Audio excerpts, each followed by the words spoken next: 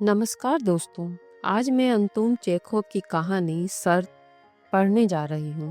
यह कहानी 1889 में लिखी गई थी और जीवन और मृत्यु, धन, ज्ञान तथा मानवीय मूल्यों पर गहन चिंतन करती है। यह कहानी भौतिक सुखों और जीवन के सही अर्थ पर गहरा व्यंग करती है। तो कहानी इस प्रकार है। शरद की उस गहन अंधेरी रात में एक वृद्ध साहूकार महाजन अपने अध्ययन कक्ष में चहलकदमी कर रहा था। उसे याद आ रही थी 15 वर्ष पहले की शरद पूर्णिमा की वह रात जब उसने एक दावत दी थी। उस पार्टी में कई विद्वान व्यक्ति आए हुए थे और बड़ी रोचक बातचीत चल रही थी। अन्य विषयों के बीच बात मृत्युदंड तक आ गई। मेहमानों में कई विद्वान व्यक्ति तथा पत्रकार भी थे जो मृत्युदंड के विरोध में थे और कहते थे कि यह प्रथा समाप्त हो जानी चाहिए क्योंकि यह सभ्य समाज के लिए अशोभनीय तथा अनैतिक है। कई लोगों का मानना था कि मृत्युदंड के स्थान पर आजीवन कारावास की सजा पर्याप्त है। गृहस्वामी ने कहा, मैं इससे असहमत हूँ। वैसे ना तो मुझे मृत्युदंड का ही अनुभव है और ना ही मैं आजीवन कैद के बारे में ही कुछ जानता हूँ, पर मेरे विचार में मृत्युदंड आजीवन कारावास से अधिक नैतिक तथा मानवीय है। फांसी में तो अभियुक्त की तत्काल मृत्यु हो जाती है, पर आजीवन कारावास तो धीरे धीरे मृत्यु तक ले जाता है। अब आप ही लोग बताइए किसको अधिक दयालु और मानवीय कहा जाएगा, जो कुछ ही पलों में ही जीवन समाप्त कर दे या धीरे धीरे तरसा तरसा के मारे। एक अतिथि बोला, दोनों ही अनैतिक हैं क्योंकि ध्येय तो दोनों का एक ही है, जीवन को समाप्त कर देना। और सरकार परमेश्वर तो है नहीं, उसको यह अधिकार नहीं होना चाहिए कि जिसे वह ले तो ले पर वापस ना कर सके। वहीं उन अतिथियों में एक 25 वर्षीय युवा वकील भी था। उसकी राय पूछे जाने पर वह कहने लगा, मृत्युदंड या आजीवन कारावास दोनों ही अनैतिक हैं, किंतु यदि दोनों में से मुझे किसी को चुनने का अवसर मिले तो मैं तो आजीवन कारावास ही को चाहूँगा। ना जीने से तो किसी तरह का जीवन हो, उसे ही मैं बेहतर समझूंगा। इस पर काफी जोशीली बहस छिड़ गई। वह साहूकार जो कि गृहस्वामी था और उस समय जवान था और अत्यंत अधीर प्रवृत्ति का था, एकदम से क्रोधित हो गया। उसने अपने हाथ की मुट्ठी को जोर से मेज पर पटका और चिल्लाकर कहने लगा, तुम झूठ बोल रहे हो। मैं शर्त लगा कर कह सकता हूँ कि तुम इस प्रकार कारावास में 5 साल भी नहीं रह सकोगे। इस पर युवा वकील बोला, यदि तुम शर्त लगाते हो तो मैं शर्तिया कहता हूँ कि 5 तो क्या, मैं 15 साल तक रहकर दिखा सकता हूँ। बोलो, क्या शर्त रखते हो? 15 साल? महाजन ने कहा, 15 साल ठीक है, मुझे मंजूर है। मैं 2 करोड़ रुपए दाव पर लगाता हूँ। युवा वकील ने कहा, ठीक है, तो बात पक्की हुई। तुम 2 करोड़ रुपए लगा रहे हो और मैं 15 साल की अपनी स्वतंत्रता को दाव पर रख रहा हूँ। अब तुम मुकर नहीं सकते। इस प्रकार यह बेहूदी ऊट-पटांग शर्त लग गई। उस साहूकार के पास उस समय कितने करोड़ रुपए थे जिनके बल पर वह घमंड में फूला नहीं समाता था। वह काफी बिगड़ा हुआ और सनकी किस्म का आदमी था। खाना खाते समय वह उस युवा वकील से मजाक में कहने लगा, अरे अभी भी समय है, चेत जाओ। मेरे लिए तो 2 करोड़ रुपए कुछ भी नहीं है, पर तुम्हारे लिए अपने जीवन के 3 या 4 सबसे बेशकीमती वर्ष खोना बहुत बड़ी चीज है। मैं 3 या 4 साल इसलिए कह रहा हूँ कि मुझे पूरा विश्वास है कि इससे अधिक तुम रह ही नहीं पाओगे। यह भी मत भूलो कि स्वेच्छा तथा बंधन में बड़ा अंतर है। जब यह विचार तुम्हारे मन में आएगा कि तुम जब चाहो मुक्ति पा सकते हो, तो वह तुम्हारे जेल के जीवन को पूरी तरह जहन्नुम बना देगा। मुझे तो तुम पर बड़ा तरस आ रहा है। और आज वह साहूकार उन पिछले दिनों की बात सोच रहा था। उसने अपनी आप से पूछा, मैंने क्यों ऐसी शर्त लगाई थी? उससे किसका लाभ हुआ? उस वकील ने तो अपने जीवन के 15 महत्वपूर्ण वर्ष नष्ट कर दिए और मैंने अपने 2 करोड़ रुपए फेंक दिए।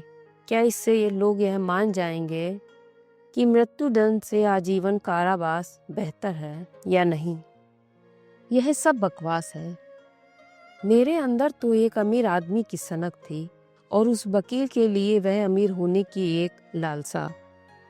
उसे यह भी याद आया कि उस पार्टी के बाद यह तय हुआ था कि वह वकील अपने कारावास के दिन सख्त निगरानी तथा सतर्कता के अंदर उस साहूकार के बगीचे वाले खंड में रखा जाएगा। यह भी तय हो गया था कि जब तक वह इस कारागार में है वह किसी से भी नहीं मिल सकेगा, न किसी से बातचीत कर सकेगा, उसे कोई अखबार भी नहीं मिलेगा और ना ही किसी के पत्र मिल सकेंगे। हाँ, उसको एक वाद्य यंत्र दिया जा सकता है, पढ़ने के लिए उसे पुस्तकें मिल जाएंगी और वह पत्र भी लिख सकेगा, शराब पी सकता है और धूम्रपान भी कर सकता है। यह मान लिया गया कि बाहर की दुनिया से संपर्क के लिए वह केवल वहां बनी खिड़की में से चुपचाप अपने लिखित नोट भेज सकता है। हर आवश्यकता की चीज जैसे पुस्तकें, संगीत, शराब इत्यादि वह जितनी चाहें उसी खिड़की में से ले सकता है। एग्रीमेंट में हर छोटी से छोटी बात को ध्यान में रखा गया था। इस कारण वह कारावास एकदम कालकोठरी के समान हो गई थी और उसमें उस वकील को 14 नवंबर 1885 की रात को 12 बजे तक पूरे 15 साल रहना था। उसमें किसी भी प्रकार की खामी होने से, चाहे वह 2 मिनट की भी हो, साहूकार को 2 करोड़ रुपए देने के दायित्व से मुक्त कर दिया जाएगा। इस कारावास के पहले साल में जहां तक उसके लिखे पर्चों से पता लगा, उसने अकेलापन तथा ऊब महसूस की। रात दिन उसके कक्ष से पियानो की आवाजें आती थीं। उसने शराब तथा तंबाकू त्याग दिए और लिखा कि ये वस्तुएं उसकी वासनाओं को जागृत करती हैं और ये इच्छाएं तथा वासनाएं ही तो एक बंदी की मुख्य शत्रु हैं। अकेले बढ़िया शराब पीने में भी कोई मजा नहीं है। सिगरेट से कमरे में धुआं फैल जाता है और वहां का वातावरण दूषित हो जाता है। पहले वर्ष में उसने हल्की फुल्की किताबें पढ़ी जिनमें अधिकतर सुखांत और कामोत्तेजक अपराध संबंधी या इसी तरह के उपन्यास थे। दूसरे वर्ष में पियानो बजना बंद हो गया और बंदी ने अधिकतर उत्कृष्ट तथा शास्त्रीय साहित्य में रुचि ली। 5वें वर्ष में फिर संगीत सुना तथा शराब की भी मांग आई। खिड़की से झांक कर देखा गया कि वह अधिकतर खाने पीने तथा सोने में ही अपना समय बिताता रहा। अक्सर वह दवाइयां लेते हुए देखा गया और कभी कभी अपने आप से गुस्से में बोलता रहता। पढ़ना भी अब उसका बहुत कम हो गया था। कभी कभी रात्रि में लिखने बैठ जाता और बहुत देर तक लिखता रहता। सुबह को वह सब लिखा हुआ फाड़ कर फेंक देता। कई बार उसको रोते हुए भी देखा गया था। 6ठे साल के अंत में उसने भाषा, साहित्य, दर्शन शास्त्र तथा इतिहास में रुचि लेना आरंभ किया। वह बड़ी तेजी से पढ़ता रहा और यहाँ तक कि साहूकार को उसकी पुस्तकों की मांग को पूरा करना कठिन हो गया। 4 वर्षों में उसकी मांग पर कम से कम 600 पुस्तकें मंगाई गईं। इसी मांग के दौरान उसने साहूकार को लिखा, मेरे प्रिय जेलर, मैं यह पत्र 6 भाषाओं में लिख रहा हूँ। इसको विविध विशेषज्ञों को दिखलाकर उनकी राय लीजिए और इसमें एक भी गलती ना हो तो अपने बगीचे में बंदूक चला दीजिएगा, जिससे मुझे यह ज्ञात हो जाए कि मेरी मेहनत बेकार नहीं गई है। विभिन्न देशों और कालों के प्रतिभाशाली जिज्ञासु अपनी अपनी भावनाओं को विभिन्न भाषाओं में लिख रहे हैं, पर उन सब में वही ज्योति जगमगाती है। काश आप मेरे इस दिव्य आनंद को, जैसा कि मुझे इस समय मिल रहा है, समझ सकें। कैदी की इच्छा पूरी की गई और साहूकार के आदेश पर उसके बगीचे में 2 गोलियां दागी गईं। 10 साल के बाद वह बंदी अपनी मेज के सामने जड़ अवस्था में बैठा बैठा केवल बाइबल का न्यू टेस्टामेंट पढ़ता रहा। साहूकार को यह बड़ा अजीब लगा कि जब उसने 4 सालों में 6000 पांडित्यपूर्ण पुस्तकों को पढ़कर उन पर पूरी तरह कुशलता प्राप्त कर ली थी, तो कैसे वह पूरे 1 साल तक न्यू टेस्टामेंट ही पढ़ता रहा, जो कि छोटी सी पुस्तक है। आखिर उसने उसमें क्या देखा? न्यू टेस्टामेंट के बाद उसने धर्मों का इतिहास तथा ब्रह्म विद्या पढ़ना शुरू किया। अपने कारावास के अंतिम 2 सालों में उसने असाधारण रूप से जो कुछ भी उसकी समझ में आया अंधाधुंध पढ़ा। पहले तो उसने प्राकृतिक विज्ञान पे ध्यान दिया, उसके बाद बायरन तथा शेक्सपियर को पढ़ा। फिर उसके पास से रसायन शास्त्र तथा चिकित्सा शास्त्र की मांग आई। एक उपन्यास और फिलॉसफी तथा थियोलॉजी पर विवेचन भी उसकी मांगों में थी।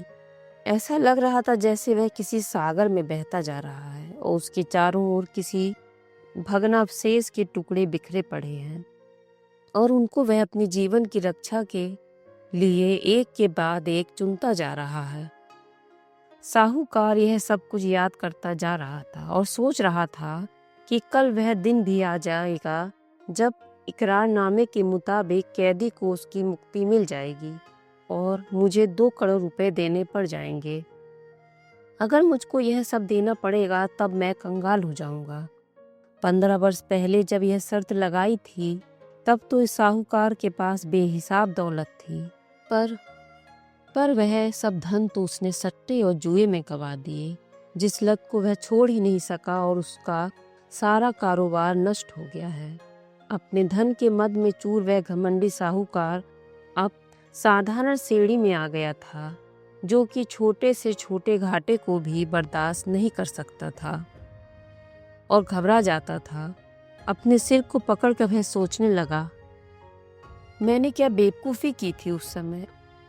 और वह बेवकूफ़ वकील जेल में मरा भी तो नहीं, वह तो केवल 40 वर्ष का ही है और अब वह मुझसे पाई पाई निकलवा लेगा, मेरे उस धन पर ऐश करेगा, शादी करके मजे लूटेगा, सट्टा खेलेगा और मैं उसके सामने भिखारी बनकर उसके ताने सुनता रहूँगा।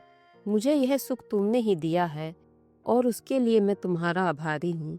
मैं तुम्हारी क्या मदद कर सकता हूँ? नहीं नहीं, इसको मैं कैसे सह सकूंगा। इस जिल्लत से छुटकारा पाने के लिए कैदी को मरना ही होगा। घड़ी में 3 बजे थे। साहूकार जागा हुआ सुन रहा था। बाकी घर के सब लोग सो रहे थे।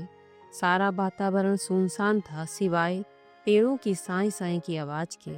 बिना कोई आवाज किए उसने अपनी तिजोरी में से चाबी निकाली, जिससे उस कैदी का कमरा 15 साल पहले बंद किया गया था। उसके बाद वह अपना ओवरकोट पहनकर अपने घर से बाहर निकला। बगीचे में बड़ी ठंड थी और बाहर घनघोर अंधकार था। बारिश भी हो रही थी। तेजी से हवा में पेड़ झूम रहे थे, कुछ भी दिखाई नहीं पड़ रहा था और वह टटोलते टटोलते बंदी ग्रह तक पहुंच गया। उसने चौकीदार को 2 आवाजें लगाईं पर कोई उत्तर नहीं मिला।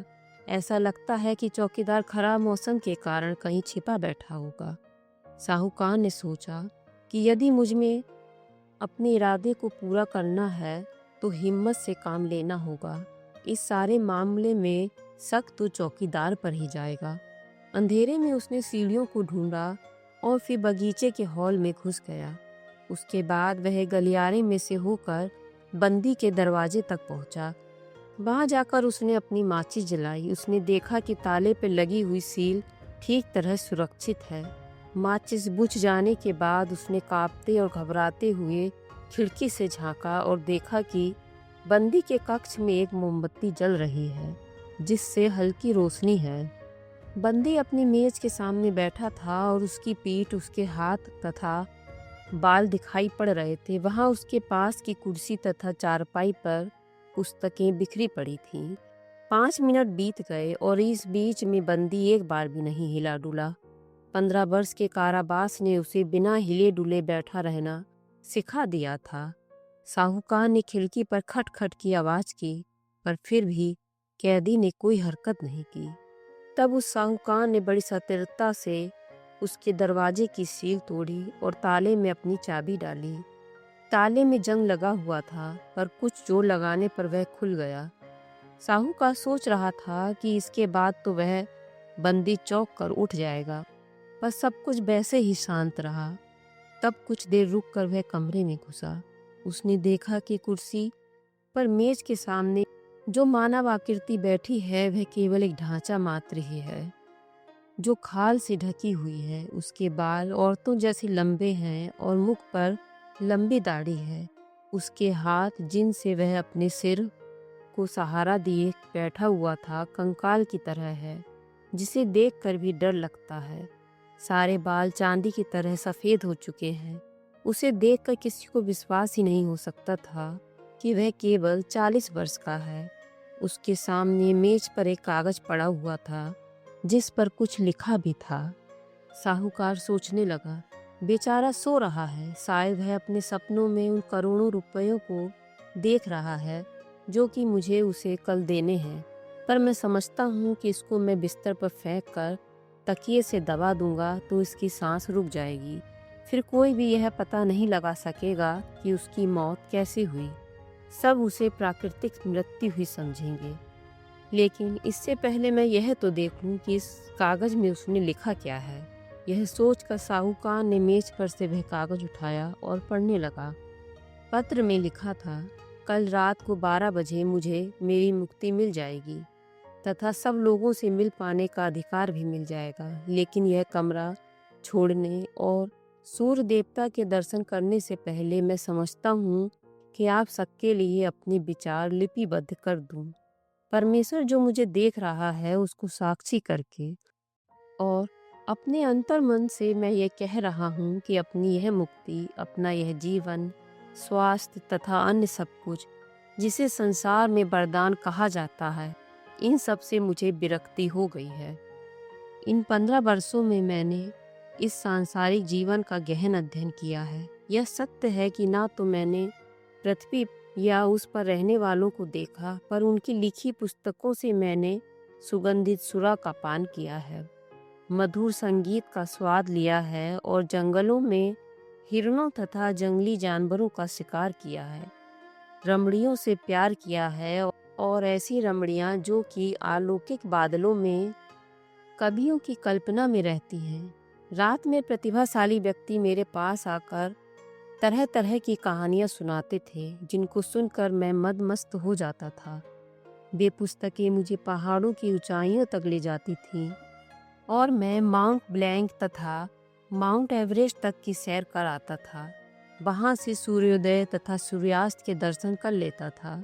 महासागर तथा पहाड़ों की चोटियों में मैं विचर कर सकता था। मैं देख पाता था कि किस प्रकार आकाश से बिजली चमक कर बादलों को फाड़ देती है। मैंने हरे भरे जंगल तथा खेतों की नदियों, झीलों तथा शहरों को देखा।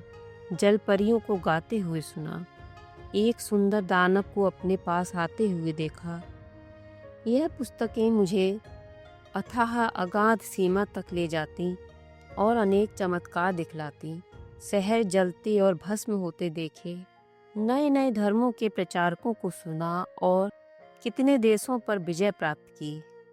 इन पुस्तकों से मुझे बहुत ज्ञान मिला। मानव की अटल विचारधारा जो कि सदियों से संचित हुई है, मेरे मस्तिष्क में एक ग्रंथि बन गई है और अब मैं जानता हूँ कि आप सब लोगों में से मैं अधिक चतुर हूँ। फिर भी इन पुस्तकों को तुच्छ समझता हूँ और यह जानकर कि संसार का सारा ज्ञान तथा वरदान व्यर्थ है, मैं उसकी उपेक्षा करता हूँ। यहाँ हर चीज मृग मरीचिका के समान क्षणभंगुर है, काल्पनिक है। आप लोग इस सौंदर्य तथा अथाह भंडार पर गर्व कर सकते हैं, पर मृत्यु के गाल में पड़कर इस संसार से सब उसी तरह चले जाएंगे जैसे कि अपने बिलों में रहते हुए चूहे चले जाते हैं। तुम्हारा सारा इतिहास और मानव का सारा ज्ञान पृथ्वी के गर्त में समा जाएगा। मेरे विचार से तुम सब मदांध हो रहे हो, सच को झूठ और बदसूरती को सौंदर्य समझ रहे हो। तुमने पृथ्वी के सुखों के लिए स्वर्ग को गिरवी रख दिया है या उसे बेच दिया है। इसीलिए उन सब सुखों के त्याग के लिए मैंने तय कर लिया है कि अपने कारावास की समाप्ति से 5 मिनट पहले ही निकल जाऊंगा और आजीवन संन्यास ले लूंगा, जिससे कि साहूकार अपना धन अपने पास रख सके। साहूकार ने उस पत्र को पढ़ने के बाद वही मेज पर रख दिया और उस अद्वितीय व्यक्ति के सर को चूमकर रोने लगा। फिर वहां से चला गया। उसे अपने ऊपर इतनी गिलानी हो रही थी कि जैसे पहले कभी नहीं हुई थी। अपने कमरे में आकर वह बिस्तर पर लेट गया, पर उसे अपने हृदय में मलाल के कारण ना तो बहुत देर तक नींद आई और ना ही उसके आंसू रुके। अगले दिन प्रातः बेचारा चौकीदार भागता हुआ आया। उसने बताया कि वह बंदी खिड़की में से कूदकर फाटक के बाहर चला गया। अफवाहों से बचने के लिए साहूकार ने बंदी के कक्ष में जाकर मेज पर पड़े उस संन्यास वाले कागज को उठा लिया और अपनी तिजोरी में सदा के लिए बंद कर दिया।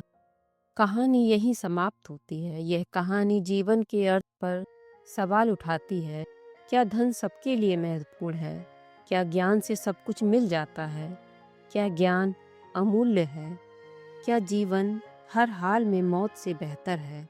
जीवित रहना, सोचना, महसूस करना, यह सब मौत से ऊपर है।